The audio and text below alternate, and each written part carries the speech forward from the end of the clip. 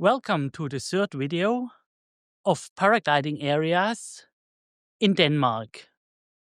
In part number 1 and part number 2, which you find in the information box here or at the end of the video, we already visited 10 different paragliding areas. In this video, we'll check out 4 more destinations, starting on the east coast in Kobberhage, moving on to Serup in the mainland, and then we will visit Lyngby and finally Løkken on the west coast of Denmark. So let's get started.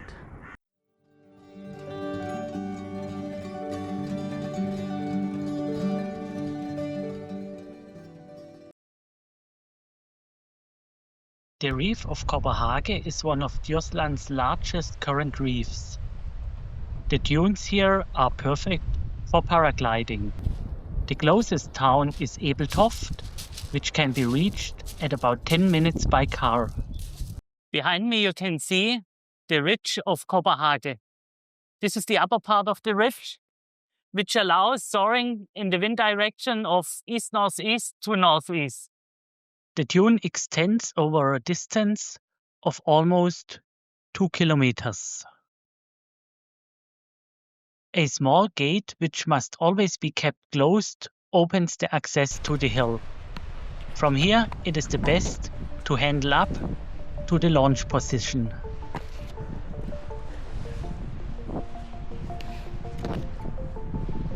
Halfway up is enough to get out in strong wind conditions. But at the day of visit, we only had 5 to 6 meters per second, so I decided to go up until the top, from where launching was easily possible.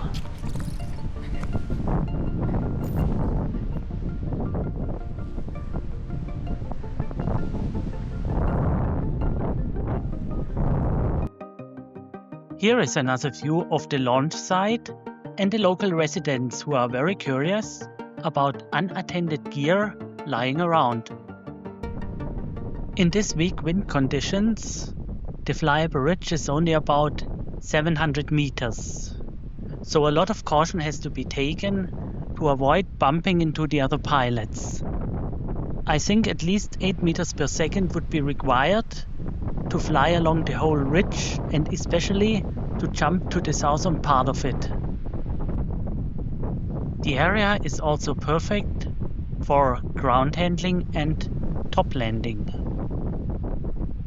And I think the horses are used to it. One thing to be careful about is that you shouldn't land in the bushes, which are very tall and thorny. Getting the glider out of there again is a nightmare. On the other hand, they could provide a soft landing in the event of a collision. Let's have a look at the terrain. In the videos up to now, we have moved around in this area. A little bit further down to the south, the ridge is facing east, east-southeast.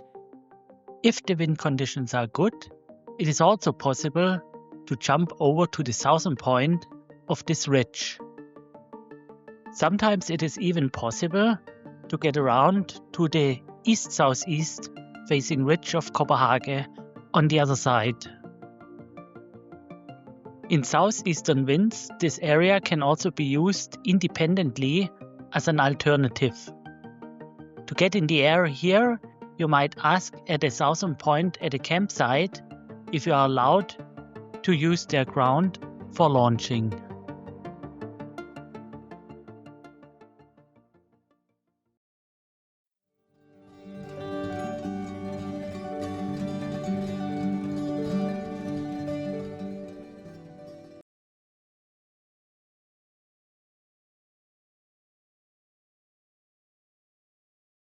Serup is one of the few south-facing dunes in the northern part of Denmark.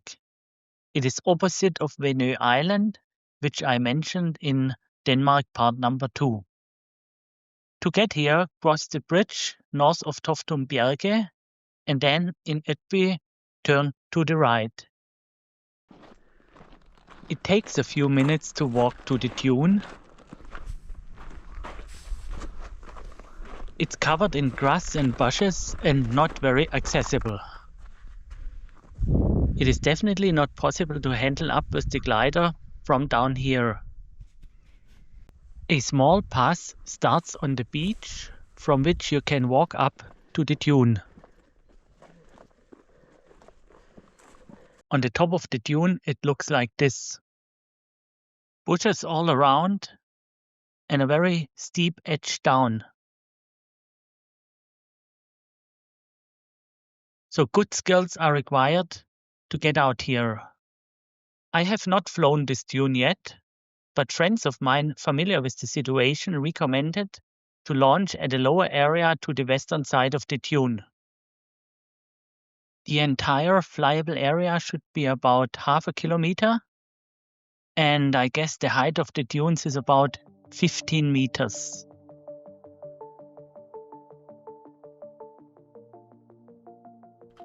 Besides the south-facing dune, there is also a south-southeast option here in Serup. Here we can see both of them. The south-southeast option is just a couple of 100 meters towards the west.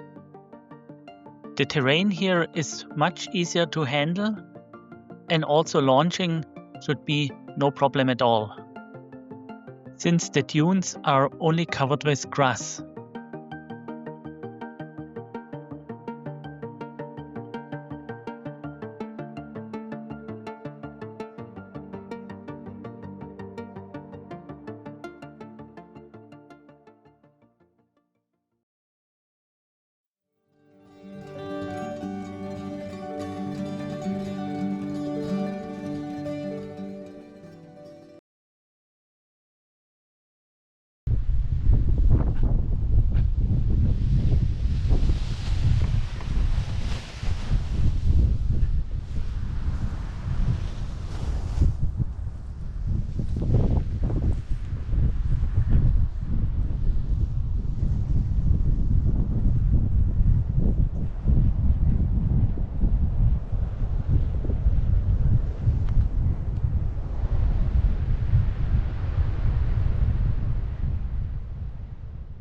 Lyngby is a small village north of Agger, and there's a very nice and sandy beach here, which can be used for paragliding.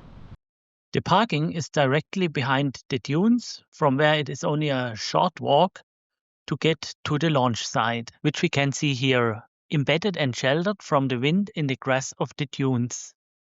But handling up the dunes would also be possible for launching, as they are not too steep and there are no disturbing obstacles. The dunes are enormous, stretching for at least 5 kilometers in each direction. The wind should be from the west-northwest. At the day of visit there was a sea wind of about 8 meters per second. This was suitable for both the parakites as well as the big gliders.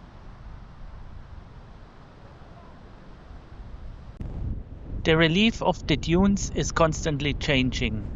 Sometimes there are large and flat dunes, then again there are small dunes and low grassy hills. I consider Lyngby to be one of the most interesting paragliding options on the Danish west coast.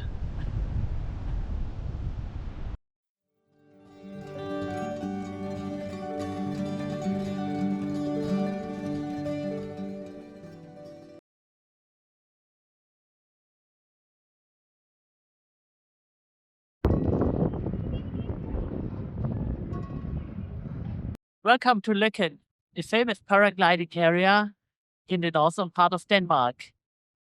That's my first time here, and I'm together with a group of experienced paragliders and local guides from Denmark.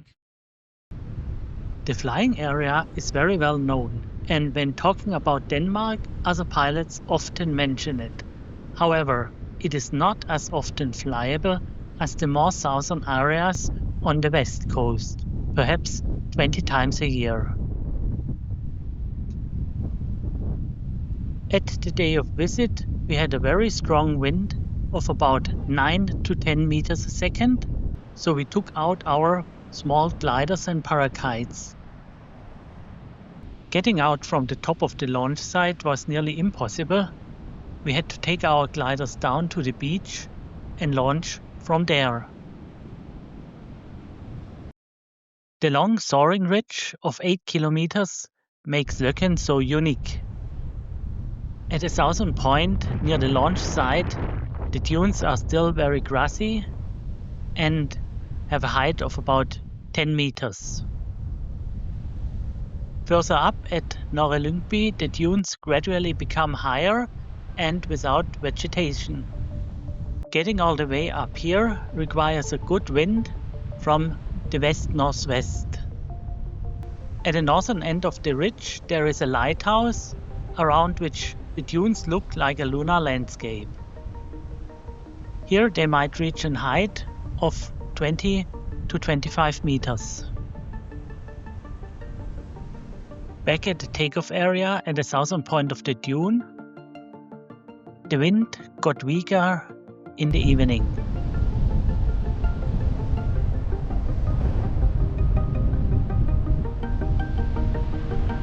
At a wind speed of about 5 to 6 meters a second, it is no problem launching and top landing here, even with the normal glider.